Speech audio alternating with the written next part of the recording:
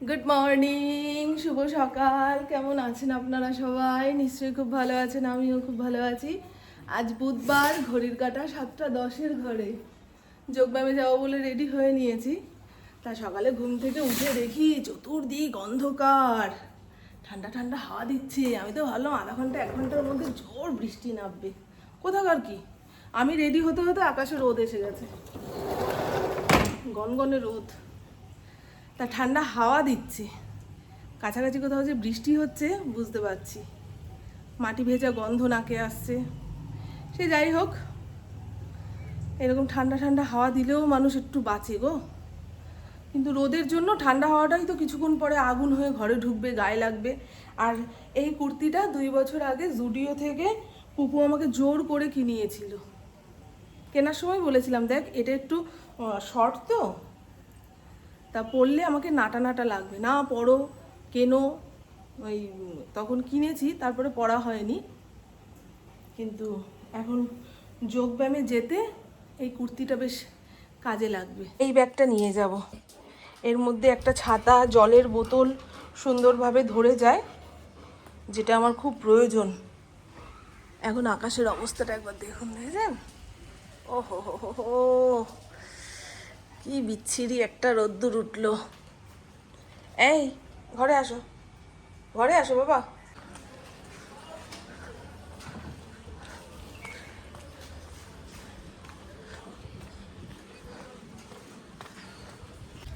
লোকজন তো এসে গেছে মনে হয়। আমার একটু দেরি হয়ে গেল নাকি, কে জানে। বেরোলাম তো ঠিক টাইমে। একদিন 7:40 শুরু হয়, কোনোদিন 7:35। যাই, এসে গেছে সবাই।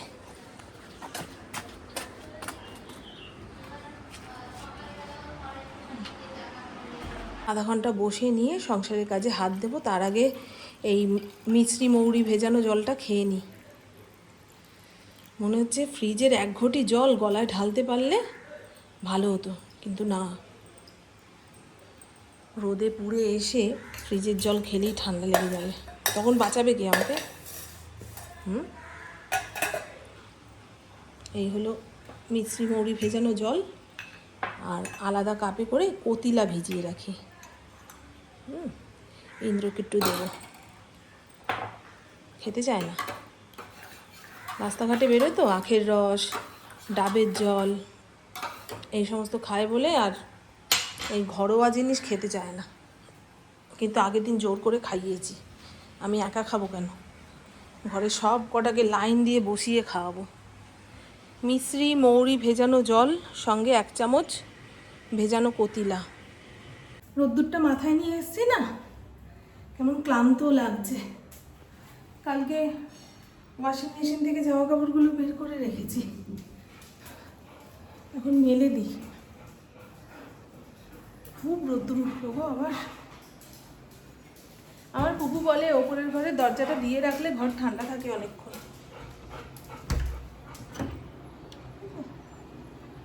চলুন, না এগুলো মনে হয় উঠে পড়েছে।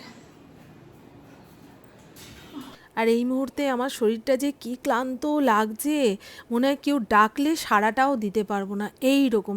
তবে জামা কাপড়গুলো মেলে দিই, রোদের যা টান রয়েছে জবজব করে শুকিয়ে যাবে। আর আমি আমার হাতের ব্রেসলেটটা দেখাচ্ছি, এই ব্রেসলেটটা অনেক দিনের পুরনো। হাতে লাল পলাটা পরে বেশ একঘেয়ে লাগছিল, তা ওটা খুলে এটা পরলাম। কোনো 1 বছর বিবাহবার্ষিকীতে ইন্দ্র আমাকে দিয়েছিল। তা ভেবেছিলাম যে এখন তো আর এটা পরা হয় না, ভেঙে চুরে একটা নতুন গয়না বানিয়ে নিই। আমার টুকটাক কিছু সোনা রয়েছে, যেগুলোকে ভেঙে একটা গয়না বানিয়ে নিলেই হয়। তারপরে ভাবি যে এক একটা বিশেষ দিনে এই গয়নাগুলো দিয়েছিল, এই গয়নাগুলোর সঙ্গে তো কিছু গল্পও জড়িয়ে রয়েছে, থাকে যতদিন রেখে দেওয়া যায় আর কি। পুপু যখন এইগুলো আর পরবে না, তখন ভাঙিয়ে চুরিয়ে বড় একটা গয়না বানিয়ে নেবে। আর দেখেছেন ফুলগুলোর সাইজ কত বড় হয়েছে। এগুলো মাঝে মধ্যে তুলে একখানা বাটির মধ্যে জল দিয়ে রেখে দিই, সারা ঘরে সুন্দর গন্ধ ছড়িয়ে যায়। আর এই ঘরটা ঝাড় দিতে গিয়ে দেখুন, মোটে পাখা অফ করতে দেয় না। ওই যেই ঝাড় দিয়ে বাইরে বেরিয়ে গেলাম, টুক করে পাখাটা চালিয়ে দিল। আর এই জায়গাটাও একটুখানি পরিষ্কার করে নেব। আর বলবেন হ্যাঁ আমার কুর্তিটা কেমন লাগছে, এটাও বেশ অনেক দিন পরে আমি বের করে পরলাম। আরও একটা রয়েছে, সেটাও খুঁজে রেখে দেব। এরকম শর্ট কুর্তি পরে ব্যায়াম করতে খুব ভালো, ওখানে গিয়ে আর জামা কাপড় চেঞ্জ করার কোনো ঝামেলা থাকে না। ইন্দ্রর ঘরটাও ঝাড় দিয়ে নিয়েছি, আর এই বারান্দাটাও ঝাড় দিয়ে নিয়ে এখন নিচের ঘরে চলে এসেছি। এবারে সমস্ত কাজকর্ম সেরে স্নান ধান করে এসে যখন একটু ধূপ ধুনো দেখাবো, তখন মনে হয় না আজকে সকালটা খুব ভালোভাবে শুরু হলো। আর আমার এই ওয়ার্ড্রপে খুব ধুলো পড়ে। কেউ একজন জিজ্ঞাসা করেছিলেন যে এটা কোথা থেকে কিনেছি, আমাদের লোকাল মার্কেট থেকেই কিনেছি। 5,500 টাকা দাম নিয়েছিল, একটু বেশিই নিয়েছে কি বলবেন তো। তো চলুন এখন ঘরটাও একটু মুছে মাছে পরিষ্কার করে নিই। ইন্দ্র নিচের ঘরে চলে এসছে। আমি নিচের ঘর পোছার সময় ইন্দ্র আসলে না আমি ভয়ে ভয়ে থাকি, এই না পাড়িয়ে দাগ দাগ করে। আর এই হলো আমার ফিরিঙ্গি।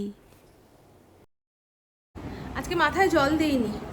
প্রত্যেক দিন মাথা ভিজিয়ে স্নান করার পরে যখন পাখার নিচে এসে বসছি, মাথার মধ্যে জলটা শুকাচ্ছে তো, সন্ধ্যের পরে মাথা যন্ত্রণা, তারপরে মাথা ভার হয়ে থাকা, আর হাতে যে কটা জামা কাপড় কাচতে হবে কেচে ধুয়ে মেলে দিয়েছি।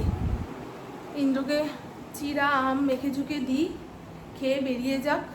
আজকে কিন্তু ঘাম হচ্ছে না জানেন, ঘাম হলে সেই গরমটা আমি নিতে পারি না, অস্থির হয়ে যাই। গরম আছে তবে ঘাম নেই। আজকে একটু মাছ রান্না করব, 3 টুকরো মাছ এবেলার জন্য রান্না করে রাখি, আর ভাতের মধ্যে 2-3টে আলু সেদ্ধ দিয়ে দিই। রাতে জল ঢালা ভাত, সঙ্গে লাল লাল করে আলু সেদ্ধ মাখা। বাবা, কালকে আমাকে রাত্রিবেলায় আলু ভাজতে হবে, মোটে ঘর থেকে বেরোতে ইচ্ছা করছিল না। তারপরে যেই উনুনের সামনে দাঁড়িয়েছি, ইন্দ্র পুপু কি কথা বললো না বললো কানে ভালোভাবে শুনতেও পাইনি, মাথাটা চড়াক করে গরম হয়ে গিয়ে আমি চিৎকার চেঁচামেচি শুরু করে দিলাম। তা পুপু বুঝতে পেরেছে, ওর বাবাকে বলছে চুপ করো চুপ করো চুপ করো। মাথাটা গরম হয়ে গেছে আমার মায়ের, ভালো লাগছিল না গো, এত অস্থির লাগছে। সে যাই হোক, আজকে রান্না করব আর মাছ, বরফটা কেটে যাক, আর শাক আছে, শাকটাকে বেছে কুটে ভেজে ফেলি। মনে হচ্ছে যে যার মতো রেঁধে বেড়ে খাক না খাক দেখার দরকার নেই, আমি একটু শুয়ে বসে থাকি চুপচাপ, কথাও বলতে ইচ্ছা করছে না। কিন্তু ওটা তো বললে হবে না। ইন্দ্র যদি এখন বলে আমার ইচ্ছা করছে না, আমি কাজে যাব না, তাহলে তো সংসার ঘুমিয়ে পড়বে। সেরকম আমারও যার যার কাজ তাকে তাকে সময় মতো করতেই হবে, বললে হবে না ভালো লাগছে না। ঘরে যতক্ষণ থাকবে কানে একটা ফোন দিয়ে হাউ হাউ হাউ হাউ করে চেঁচাবে। ওর কিন্তু সামনে অফিস আছে, যাবে না তো। মামনের সময়টা খাবো তারপরে যাব। দেখো অবস্থাটা দেখো না। গোগ্রাসে খাওয়া কমপ্লিট করলাম, কতক্ষণে আপনাদের এটা ওপেন করে দেখাবো। আর আমাদের ইন্দ্র যতক্ষণ বাড়িতে থাকবে ততক্ষণই তার কানে ফোন, এর সঙ্গে কথা বলছে, তার সঙ্গে কথা বলছে, এর সঙ্গে ওকে নিয়ে কথা বলছে। বুঝতেই পারছেন ব্যবসাদার মানুষের কত ধরনের কথা থাকে। আর যাদের নিয়ে কথা বলছে কিংবা যাদের সঙ্গে কথা বলছে তারা অনেকেই আমার ভিডিও দেখে। সেই কারণে ইন্দ্র আমাকে বলে রেখেছে আমি যতক্ষণ বাড়িতে থাকবো ততক্ষণ তুমি ক্যামেরা অন করবে না। যদি এই ক্যামেরা মারফত কোনো কথা কারোর কানে চলে যায় তাহলে মুশকিল হবে। তাহলে বলুন তো, তুমি যদি 11:30 অবধি ঘরেতেই থাকো, তাহলে আমি আমার বন্ধুদের সঙ্গে কখন কথা বলবো? তোমার তো সামনেই অফিস আছে, তাড়াতাড়ি করে স্নান ধান করে পুজো আচ্চা সেরে খেয়ে দিয়ে অফিসে চলে যাও, ওখানে গিয়ে কথা বলো। না, ওর নাকি বেরোনোরই সময় হয় না। ঘরে গড়িমসি করে সময়টা কাটিয়ে নেওয়ার পরে যেই হঠাৎ করে একটা ফোন আসবে, ব্যাস হুটোপাটি। সে মুখে খাবার দিচ্ছে না নাকে খাবার দিচ্ছে, তার কোনো ঠিক ঠিকানা থাকে না। মানে অর্ধেক খাবার খেলে অর্ধেক ফেলে দিয়ে পালালো। যাও,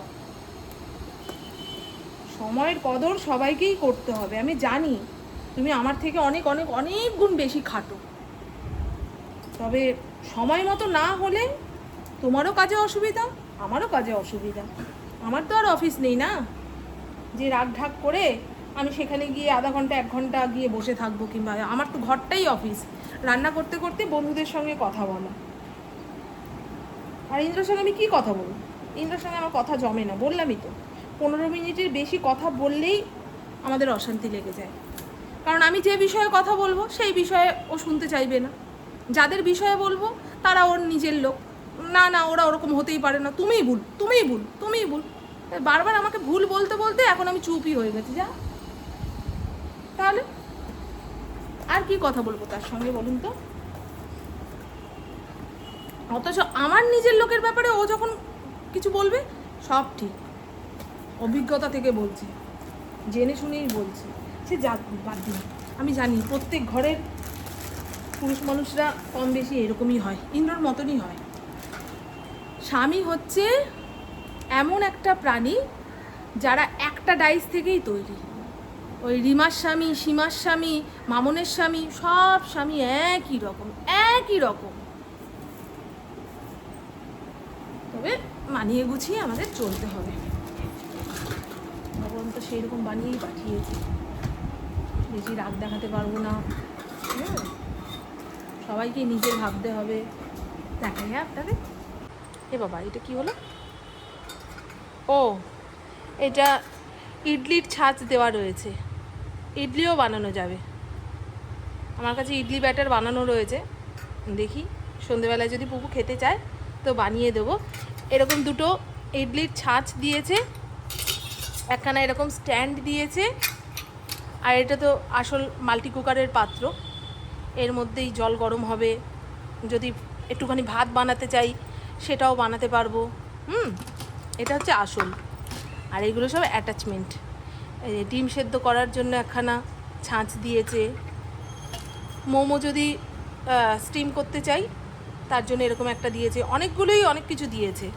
এটার দাম পড়েছে ১,৫০০ টাকা।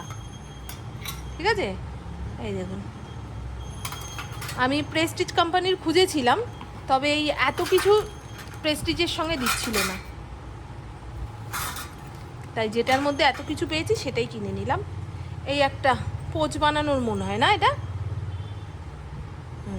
মাছ ভাজার জন্য কড়াইয়ের মধ্যে একটু বেশি করেই তেল দিয়েছি, এই তেলের মধ্যেই পুরো মাছের তরকারিটা রান্না করব। আর এখানে অনেকগুলো উচ্ছে মাঝখান দিয়ে ফালা দিয়ে দেখে নিলাম জীবজন্তু আছে কিনা, সেদ্ধ করব। এটা কিন্তু উচ্ছে জানেন, করলা নয়, করলা খুব তেতো হয়। জল একটু গরম হয়ে গেছে। কাল পরশু সুজাতা বাসন মাজতে আসবে না, ওদের পরব, কুরবানি ঈদ, বাপের বাড়িতে যাবে। তো বলে গেছে, বৌদি আজকে যা বাসন হবে বের করে দিও, কালকে সকালে আমি আসবো না, একেবারে শনিবার দিন। ঠিক আছে যাও। আর মাছ ঢাকা চাপা দিয়ে ভাজতে হবে, নাহলে ধুমধাম ফটাস করে রাঁধুনির চোখ মুখ কানা হওয়ার জোগাড়। গত 3 দিনের তুলনায় আজকে গরম অনেকটাই কম, ঘাম হচ্ছে না, এটাই যা ভালো খবর। তো এখন রান্নার শেষে মনে হচ্ছে দুবেলার রান্নাটা করে রাখলেই তো ভালো হতো, রাতে আর রান্নাঘরে আসতে হতো না।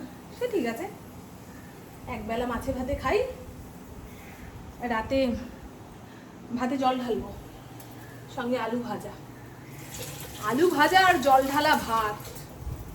এই কয়দিন যে কি অমৃত লাগছে, দেখিয়ে দিই। হ্যাঁ, রান্নার কালার কেমন এসছে। আর প্রেশার কুকারে ফড়িংয়ের মাংস সেদ্ধ করেছি, তো জলের নিচে বসালাম, এরকম এরকম করলাম, তাও খুললো না ঢাকনাটা। এই হলো আর মাছের ঝোল, ঝালও বলতে পারেন। একদম পেঁয়াজ রসুন দিয়ে মশলাপাতি কষিয়ে মাছটা রান্না করেছি, আলুগুলোও একদম বড় বড় করে দিয়েছি, মাংসের ঝোলের আলুর মতো। একবেলার তরকারি এই দিয়ে হয়ে যাবে।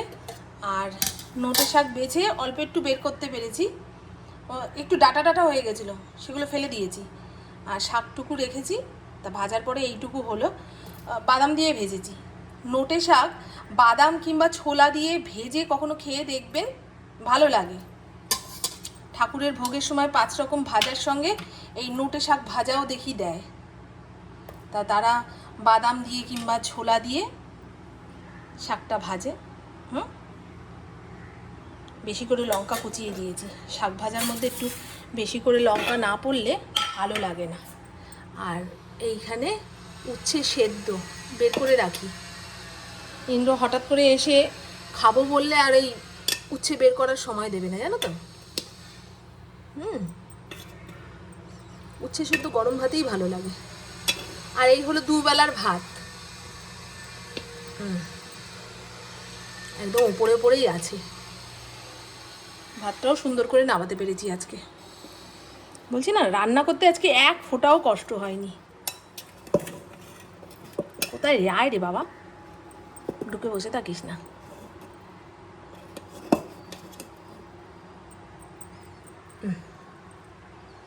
ভালোই সিদ্ধ হয়েছে বলো।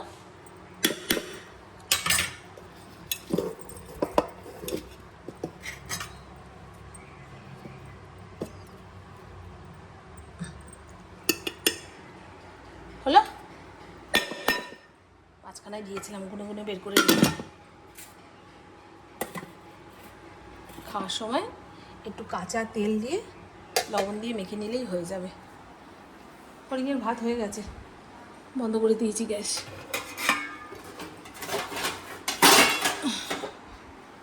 চলুন এবারে একটু বসবো। আমার মেজাজটা কেমন খিটখিটে লাগছে, ভালো লাগছে না।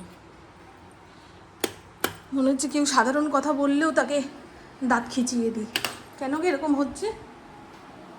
এই আজকেই এরকম হচ্ছে। দেখাই আপনাদের, বাইরের রোদ্দুরটা খালি দেখুন, বুঝেছেন, একদম গন গন করছে।